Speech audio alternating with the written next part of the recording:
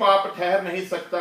इसलिए खुदावंद खुदा का कलाम जब हम सुनते हैं तो हमें ध्यान रखना चाहिए कि हम क्या सुन रहे हैं, सुनाने वाले ने क्या सब्जेक्ट ले रखा है, वो आज किस बात के बारे में बताना चाहता है। जब हम उस बात को सुनेंगे तो हमको पता चलेगा कि आज के लिए जो बात थी, वो ये बात जो बताई गई है वो आज के लिए ही थी। लेकिन इसका मतलब ये नहीं है कि उसने उन बातों के ऊपर मुहर लगा दी है कि बस अगर खुदा मोहब्बत करने वाला है तो आप जो मर्जी करते रहो, वो आपसे मोहब्बत करता रहेगा। वो मोहब्बत इसलिए करता है कि किसी ना किसी तरीके से इंसान को बचा सके। वो नहीं चाहता कि किसी का नाश हो, वो चाहता कि सब लोग बचाए जाएं। बचाने के कारण वो हमको मोहब्बत करता है और बेइंतहा मोहब्बत करता है, और हमारी बहुत बहुत बड़ी गलतियों को भी वो माफ करता है। फिर कलाम हमें सहारा देता है, कलाम हमें तसल्ली देता है। कलाम में लिखा है, सुलेमान ने साफ कह दिया है, खुदावंद खुदा दुनिया में ऐसा सच्चा इंसान कोई भी नहीं है जो सिर्फ धर्म के काम करे और पाप ना करे। अब सुलेमान जैसा विजडम पाया हुआ इंसान जब इस बात को कह रहा है, इसका मतलब यह है कि इंसान से कहीं ना कहीं किसी ना किसी तरीके से कोई ना कोई पाप जरूर हो जाता है, और पाप को क्षमा करने के लिए खुदावंद खुदा ने इंतजाम किया कि उसने अपने पुत्र यीशु मसीह को भेज दिया। और यूहन्ना को लिखना पड़ा, एक पाप ऐसा है जिसके लिए यदि तुम दुआ करो तो मैं तुम्हारी दुआ को सुनूंगा और उसके पाप को माफ कर दूंगा, परंतु एक पाप ऐसा है जिसके लिए तू दुआ भी मत कर। हालेलुया।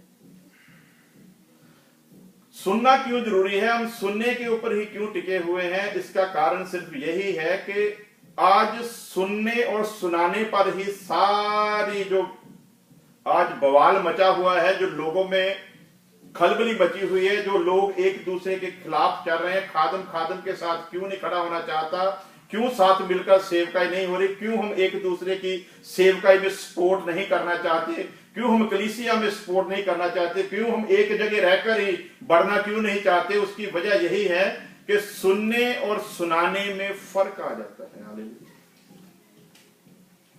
जब सुना सही गया हो तो कलाम तो कहता है कि जहां लोग एक मन हैं वहां मैं हाजिर हूं। हालेलुया।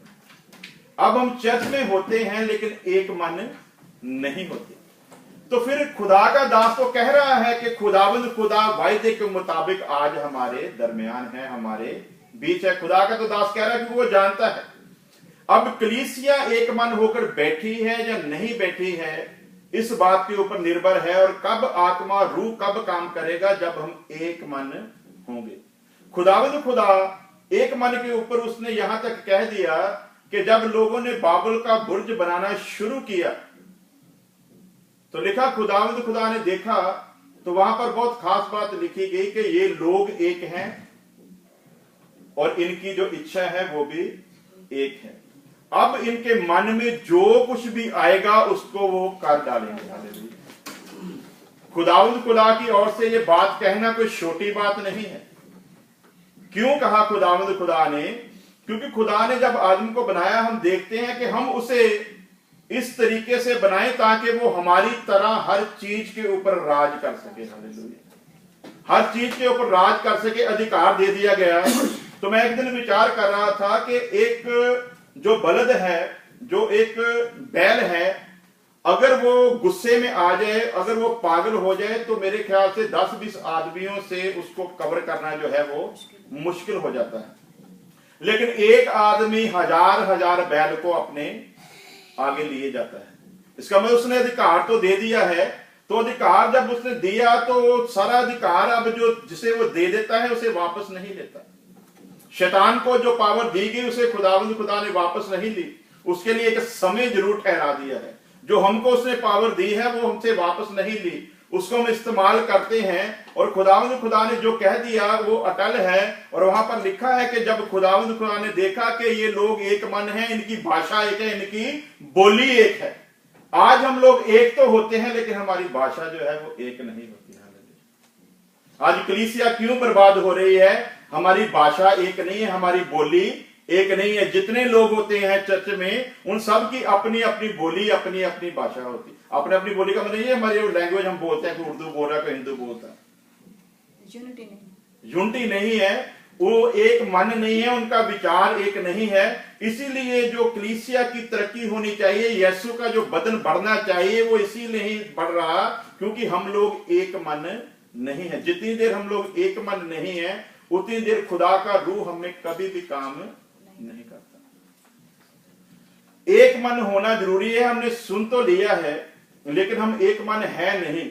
सुनते हैं पर उसके अनुसार चलते नहीं। कभी कभी सुनने में गलती, कभी कभी सुनाने में गलती है। लेकिन हम जब आज हम कलाम को सुन रहे हैं, सीख रहे हैं, तो हमको इन बातों में ध्यान देना चाहिए। एक खुदा का दास आपको खुदा ने सौंपा है और वो आपको कलाम सुना रहा है। एक दास और आता है, वो भी कलाम सुनाता है। फिर हम क्या करते हैं, हम उसको तुलना करते हैं कि क्या जो हमारा दास सुनाता था वो बढ़िया था या जो ये सुना गया वो बढ़िया है। फिर हम देखते हैं कि आज तक हमारे खुदा के दास के द्वारा क्या क्या हुआ है और इसके द्वारा क्या क्या हुआ है। जब कोई आपको अगर कहता कि मैंने मुर्दों को जिंदा कर दिया, मेरे हाथ रखने से कैंसर के रोगी चंगे हो गए, मैं तो बदरूहों की तरफ देखता हूं तो बदरूहें निकल जाती हैं, तो आपका ध्यान जो है वो एकदम अपने दास से हटकर सीधा जो ध्यान है वो उसकी तरफ चला जाता है। मेरी जिंदगी का अपना तजर्बा, जब मैं अपनी टेस्टमनी देता हूं, इसीलिए मैं ज्यादा अपनी बातों को कहीं बताता नहीं हूं। जहां जहां बताकर मैंने चेक किया, वहां पर मैंने पाया कि लोग आते हैं, मेरे लिए दुआ कर दो, मेरे लिए दुआ कर दो। इसका मतलब क्या हुआ? आप जहां पर हो, क्या आपके पास खुदा का दास नहीं है?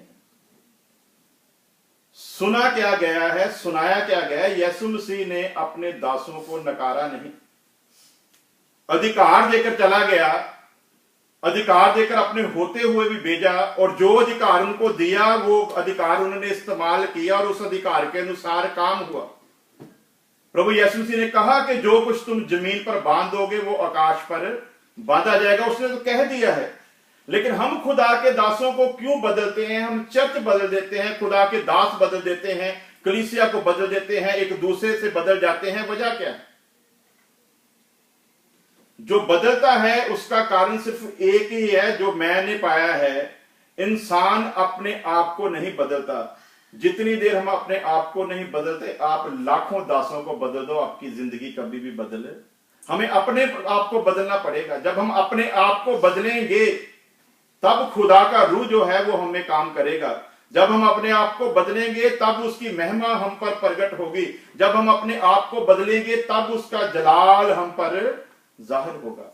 लेकिन हम अपने आप को बदलने के लिए तैयार नहीं। हम सुनते आ रहे हैं, सुन रहे हैं, सुनते रहेंगे, लेकिन हम कभी भी ये कोशिश नहीं करते कि हम अपने आप को बदलें। जब कोई खुदा का दास पुलपट पर खड़ा होकर बताता है, कभी कभी हमको लगता है कि ये तो सीधा हमारे ऊपर ही अटैक कर रहा है। कभी कभी हमको लगता है शायद किसी ने हमारी कोई शिकायत ही तो नहीं कर दी। ऐसी बातें हमारे मन में विचार आते हैं। जब मैं भी कलाम सुनता हूं, जब खुदा का दास कोई कलाम सुनाता है, जब मैं सुनता हूं, तो जब मेरी कमियां जब मैं सुनता हूं, जब खुदा का दास बताता है, तो मुझको पता चलता है। और मैं इस बात को इस तरीके से ले रहा हूं कि आज रूह की यह मंशा थी कि खुदा के दास के द्वारा मेरी उस कमी को प्रकट करे जिसके गुलाम बनकर मैं अपने जीवन को गुजार रहा हूं। तब हमको अपने आप को बदलने की जरूरत पड़ती है। लेकिन हम खुद को नहीं बदलते, हम खुदा के दासों को बदलते हैं, हम चर्च बदलते रहते हैं। सुना गया, सुनाया गया, क्या सुना और क्या सुनाया, इसके ऊपर विचार करना है हमको कि जैसा जैसा हम सुनते हैं उस मुताबिक क्या हमने अपने जीवन में प्रैक्टिकल किया है। मुझे याद है हमारे उस्ताद ने एक गीत लिखा था, यीशु के प्यारो आगे बढ़ो। उसमें एक लाइन थी, आंधी में लहरें जरीहो की दीवारें तुमको ना रोक सके, नदियों की नाई बढ़ो। जब गीत शुरू किया गया लोग बहुत रूह से भर गए और उनमें एक बहुत ज्यादा रूह से भरा हुआ था। हालेलुया। जो एक बहुत ज्यादा रूह से भरा हुआ था, खुदा के दास ने उसको स्टेज के ऊपर बुला लिया और उसको कहा कि यहां आकर आप गाओ। वहां पर भी उसने गीत शुरू कर दिया। बहुत रूह से भरा हुआ, बहुत तालियां बजा रहा है, लोग भी रूह से भर रहे हैं। तो उसके बाद गीत जो है वो खत्म हुआ तो खुदा के दास ने उससे पूछा कि आप पिछले संडे चर्च नहीं आए थे, बहुत आशीष का संडे था, आप चर्च नहीं आए, क्या वजह थी? उन्होंने कहा पास्टर जी बारिश हो रही थी इसलिए मैं चर्च नहीं आ सका। हालेलुया। बारिश हो रही थी इसलिए मैं चर्च नहीं आ सका।